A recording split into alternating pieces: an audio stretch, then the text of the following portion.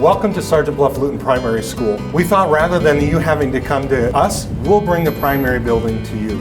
So we're going to take a tour and show you all about the primary building and what it looks like on the inside today. So come join us.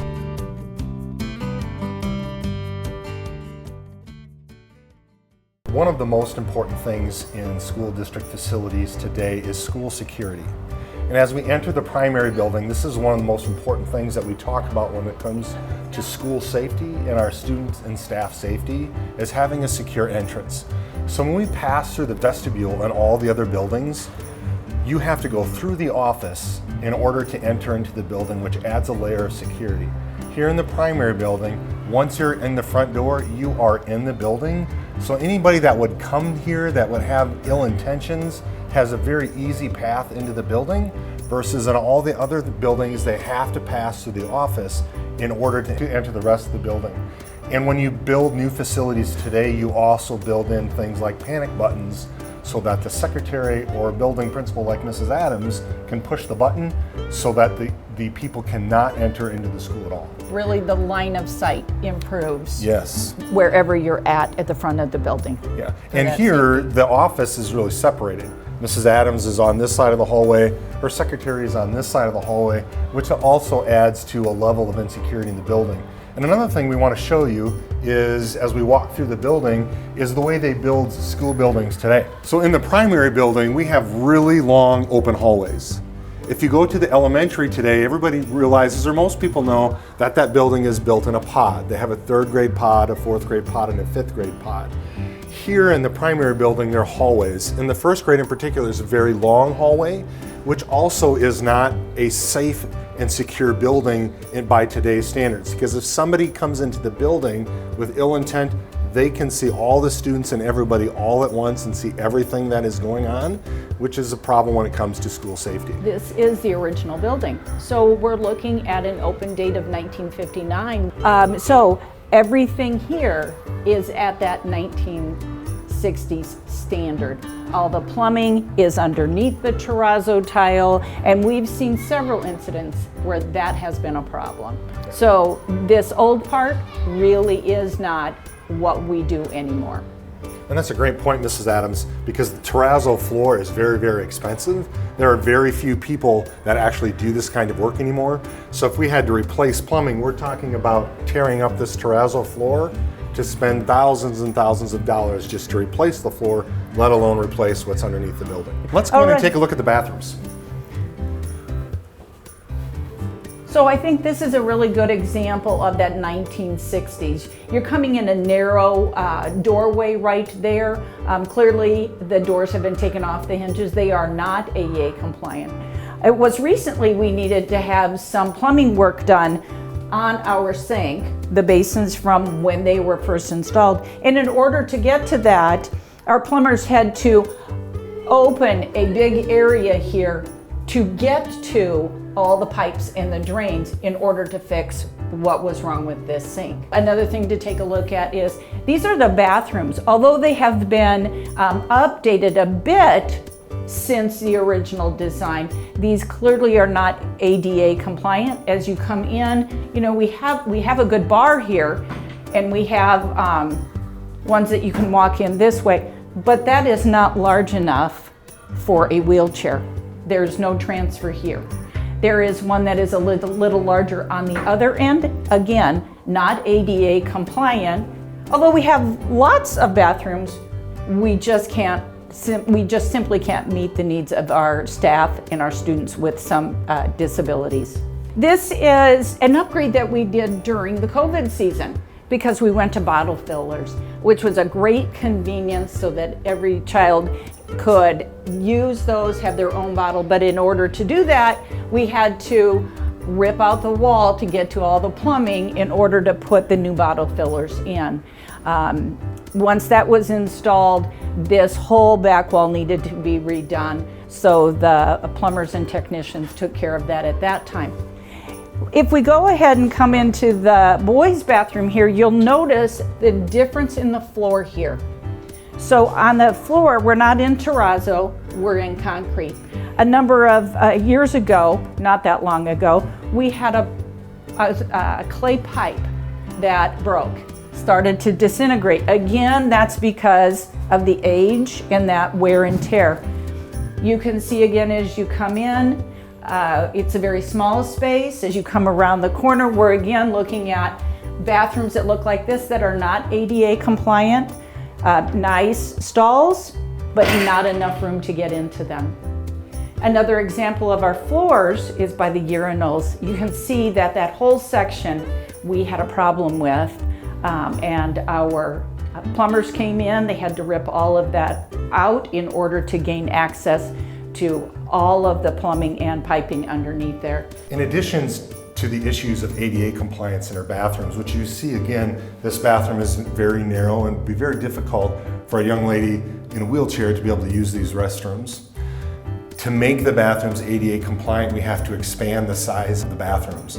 If we expand the bathrooms, we're talking about taking out classroom space on the other side of this wall. And that would be true in each of the bathrooms that we would have to redesign. So it's estimated that we would need to build 6 more classrooms on the end of this building in order to accommodate for the lost classroom space that we would have. And obviously, if we're building 6 more classrooms, that's costing a significant amount of money. We're going to step into Mrs. Olson's first grade classroom to take a look at the lighting in this classroom. The light lenses are original from the 1960s. They are the honeycomb. They are now discolored to a place where they need to be replaced with a new light lens in order for this room to be brighter and more feasible for kids in classrooms as well. You can see the discoloration even as you look to the ceiling. We also know that lighting impacts education by creating a greater focus and attention when students are in a room that's well lit. You can tell the room is dark, and the bulbs are also the old incandescent bulbs. In new buildings, we see LED lighting, which research shows is better for education. So we're standing in the boiler room at the primary building, and this is a good example to show what needs to be replaced if we were to renovate this building. But it also is a good example to show where money has been spent in the district, because oftentimes I hear that money hasn't been spent in the primary building. And so you can see next to me we have 2 new boilers that were installed about 5 or 6 years ago, and the equipment cost about $100,000. So this is an example of a place where money has been spent on this building over time. Over the last 5 years, about $520,000 have been spent on boilers, roofs, and various other things to help upgrade and maintain this aging building. So one of the issues in this room is, although we've upgraded the boilers, the floor drain that's in between the boilers is collapsed. So if there was a leak in here on Friday night at 11 o'clock, this room is about 4 feet deep. Water would fill up in here and run all over the building. And actually, we did have a leak in this building, in this very room last year, that caused us to miss a day of school. But it happened at a point where it was caught really early. We were able to shut the water off, but we did end up missing school for a day.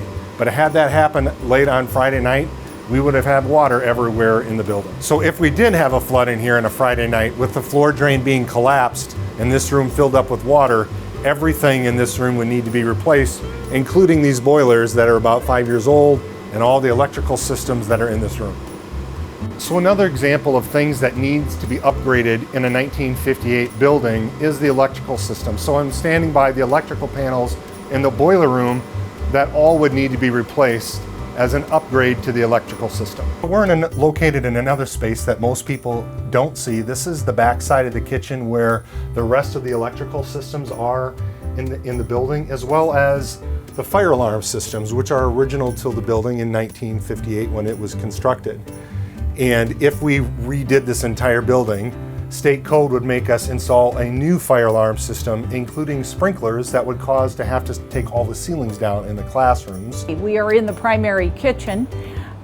This is where we feed our students out of, but you'll notice that we've got a couple of three different colors of floor tiles. This is the result over the last 3 years of the floor buckling so much that they have started to buckle up, break, and spread all the way across. So at this point, it's about shifting of land, the structure underneath it, currently has not done anything with the plumbing. It is the shifting part of the building. That extends down here. You can tell this panel, same thing. They've come in waves. The first time this buckled was in the back here. Again, another color, big space, and just outside of our freezer section. But this just happens overnight. We walk in and it has buckled like this. At the back of the kitchen is the original refrigerator and freezer. And if you look on the outside, they certainly are part of the building. They're not going anywhere. Except you will see that at our freezer last year wasn't freezing the way that it needed to. So a new door and exterior molding needed to be put back in and a new piece put on so that it would adhere, remain cold at the temperature to keep our food safe for our kids. Again, when something happens to this, it takes a while to get parts because it is original to the building and it's not easy to replace. Welcome to the art room. The doors don't open very well in the art room, so that tends to be an issue when it comes to safety and security, when it comes to fire. It's not the only door that's like this in the building where you have to really tug to open some of the doors. So it's a concern when it comes to safety around fires and so on. But come on into the art room. So the art room does serve our kindergarten through second graders as their art room specials, but it also has a second job. Our preschoolers do use this room during their lunch period. We have several kids who are with us all day. So they're down here using these. They have their adult supervision here because our lunchroom is too full to accommodate them in the space that is the lunchroom. This has been a nice adjustment for them, but it would be nice if we had them with us, learning those good manners, how to eat, use the kitchen line, so forth. But it is a second home to the lunchroom as the art room. Hello and welcome to the TK. We're stopping in this classroom to take a look at the TK classroom. Preschool and kindergartens all have bathrooms in their classrooms.